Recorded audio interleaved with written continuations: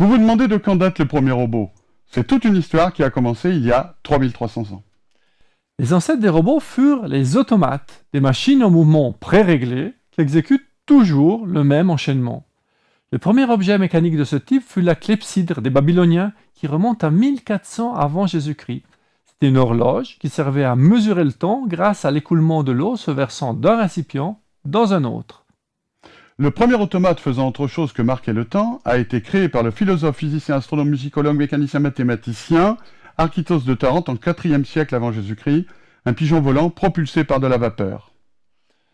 Pour voir un éléphant horloge du Moyen Âge, créé par un mathématicien kurde, il suffit d'aller à Dubaï, où se trouve une reproduction de celui-ci. À la Renaissance, les automates de divertissement se répandent rapidement chez la noblesse, qui les appréciait beaucoup. En 1495, Léonard de Vinci dessina un cavalier en armure qui pouvait se lever, bouger la tête, les mains et les pieds, et quelques années après, il inventa un lion mécanique pour François Ier. Mais l'âge d'or des automates eut lieu durant les 18e et 19e siècles. En 1738, Jacques Vaucanson créa un des plus célèbres automates de l'époque, un canard, capable de caqueter, manger et même digérer sa nourriture. Enfin, presque. C'était de la triche. À propos de triche, justement, parlons de l'affaire du Turc mécanique. Construit en 1770, c'était un automate capable de jouer aux échecs. Il avait l'apparence d'un homme habillé d'une cape et d'un turban assis derrière un meuble qui contenait des engrenages compliqués, censés faire le boulot. En réalité, un vrai joueur d'échecs se cachait dans un compartiment secret et actionnait le mannequin. Une réplique a été construite de nos jours avec ordinateur et logiciel intégrés et elle joue aux échecs, elle. À la même période, des horlogers Suisse. créaient 3 automates humanoïdes aux gestes réalistes, une musicienne, un écrivain et un dessinateur. Ils étaient montrés lors d'événements, c'était du marketing international pour vendre leurs montres. Par manque de personnes qualifiées pour les inventer et les construire, les automates biologiquement réalistes tombent en désuétude. Outre leur rôle divertissant, certains commencent à imaginer une utilité pratique aux automates. Très juste, d'ailleurs Vaucanson s'intéressa à la programmation des motifs sur les métiers à tisser, initiative ensuite poursuivie par Jacquard et ses célèbres machines. Ensuite, inspiré par les machines de Jacquard, Charles Babbage à son tour inventa une calculatrice mémoire, ancêtre de l'ordinateur.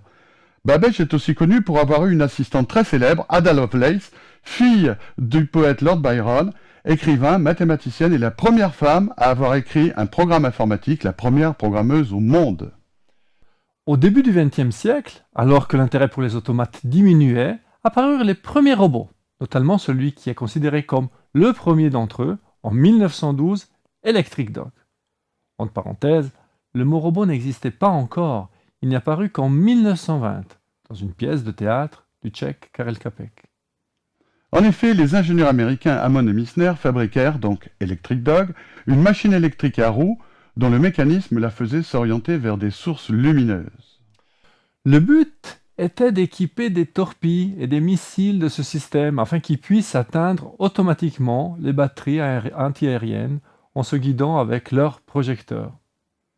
Mais d'où leur était venue cette drôle d'idée? Des travaux du biologiste Jacques Loeb et de sa théorie sur le papillon de nuit naturellement attiré par la lumière, un phénomène que l'on désigne sous le nom de phototropie. La théorie avancée était très contestée par ses collègues et était hélas invérifiable avec les outils scientifiques de l'époque. L'expérimentation d'Electric Dog permit de valider cette théorie.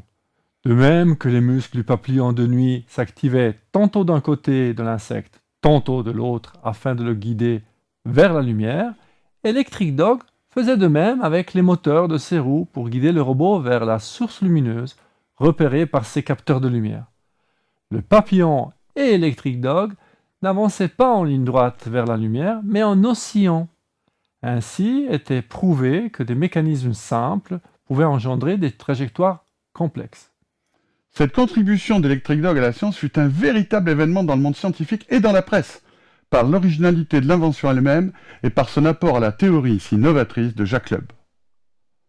En science, la nature est toujours une grande inspiratrice, en particulier en robotique. On parle de bio-inspiration ou de biomimétisme.